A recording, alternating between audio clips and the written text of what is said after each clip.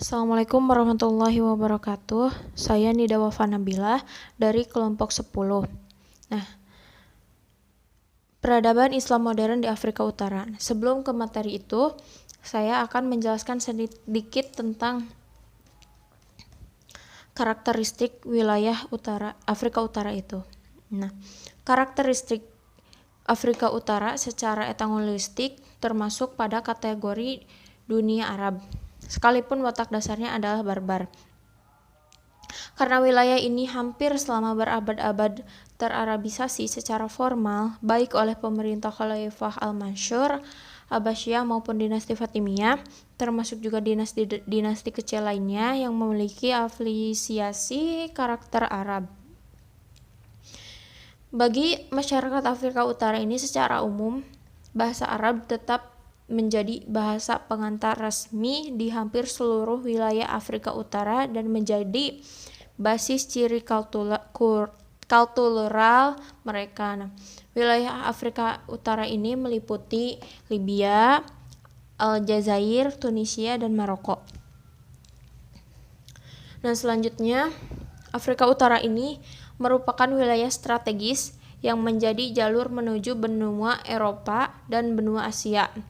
Nah, oleh karena itu, Islam yang telah berkembang pesat di semenanjung Arabia dan sekaligus sebagai sebuah kekuatan politik menganggap penting penguasaan wilayah Afrika Utara sebagai jembatan menuju Eropa.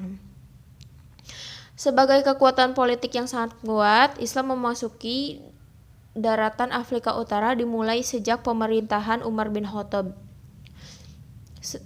yang menguasai Mesir. Nah, kemudian dilanjutkan pada pemerintahan Utsman bin Affan yang tepatnya pada tahun 35 Hijriah yang mencapai beberapa kawasan Tunisia. Yang selanjutnya, pemantapan penguasaan Islam di Afrika Utara ini dilanjutkan oleh dinasti Bani Umayyah, dan setelah itu penduduk asli Afrika Utara ini memohon kepada orang-orang Arab untuk membebaskan mereka dari kekuasaan semena-mena Al-Zaitun. Lalu Muawiyah ini menanggapi permohonan mereka dengan mengirim pasukan tentara di bawah pimpinan Uqbah bin Nafi. Nah, setelah menguasai Afrika Utara pada tahun 670 Masehi, Uqbah ini mendirikan kota Qairawan di sebelah selatan Tunisia untuk mengendalikan orang-orang barbar yang ganas dan sukar diatasi. Setelah berdirinya Daulah Abbasiyah, Khalifah Al-Mansur mengangkat Aqlab sebagai gubernur Afrika Utara pada tahun 675 Masehi.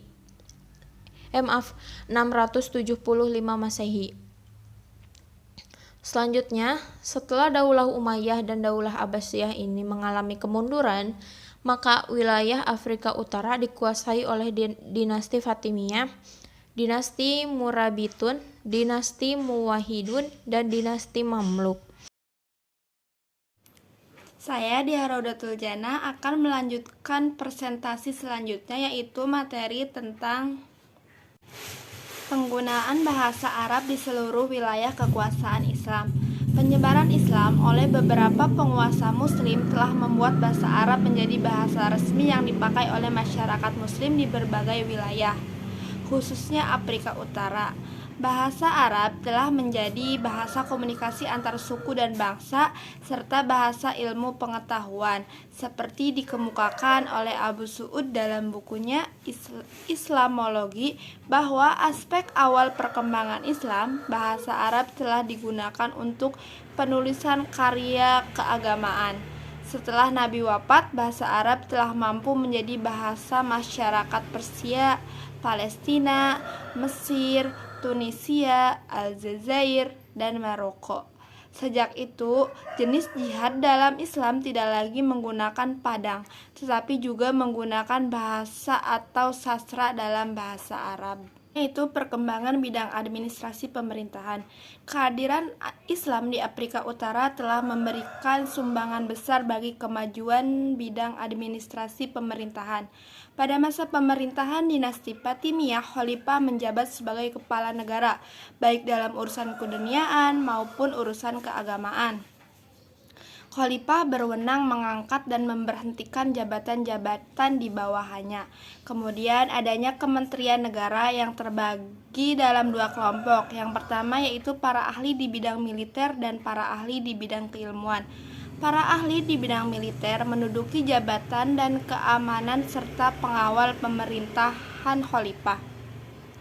Sedangkan ahli keilmuan menduduki jabatan Kementerian Hukum, Pendidikan, Lembaga Ilmu Pengetahuan, Ekonomi dan Perdagangan, Keuangan, Urusan Rumah Tangga Istana, dan Urusan Agama. Tingkat terendah kelompok ahli ilmu adalah pegawai negeri dalam berbagai kementerian. Selain itu, ada pada jabatan pada tingkat daerah, provinsi, dan kabupaten. Sedangkan dalam militer terdapat 3 jabatan pokok, yaitu Amir yang terdiri dari pejabat tinggi militer dan pasukan pengawal khalifah, batalion tempur, dan resimen pengaman negara.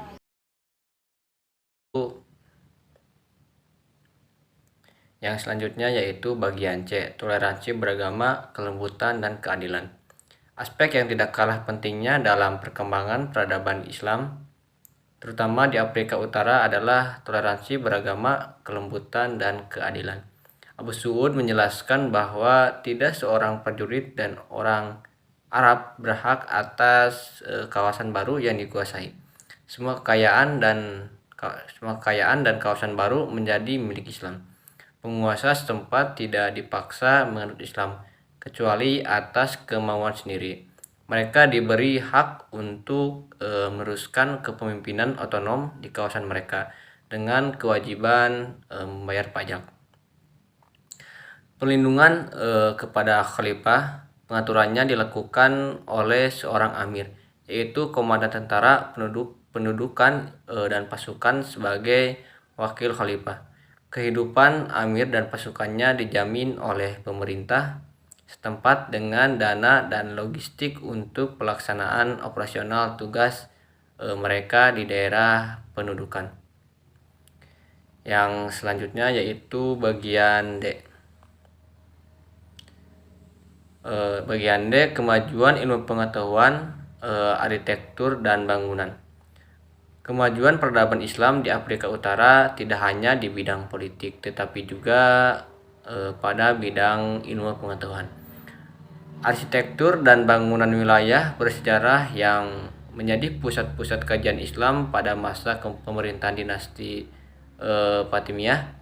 Di kota Kairo, Mesir, dibangun pusat pengembangan keilmuan dan intelektual Islam, yaitu universitas memberikan sumbangan yang besar bagi kemajuan intelektual dan keilmuan Islam. Pada masa dinasti Fatimiyah merupakan salah seorang ilmu pengetahuan. Ia mendirikan budaya pendidikan dan memberi subsidi besar setiap bulannya. Pada masa Ibnu Khilis merupakan seorang wazir Fatimiyah yang sangat memperhatikan ilmu pengetahuan. Ia memberikan sebuah lembaga pendidikan dan memberi subsidi besar setiap bulannya. Pada masa Ibnu Khilis, di dalam istana Al-Azid terdapat seseorang fisikawan besar bernama Muhammad Al-Tamim. Sejarawan dan topografer besar bernama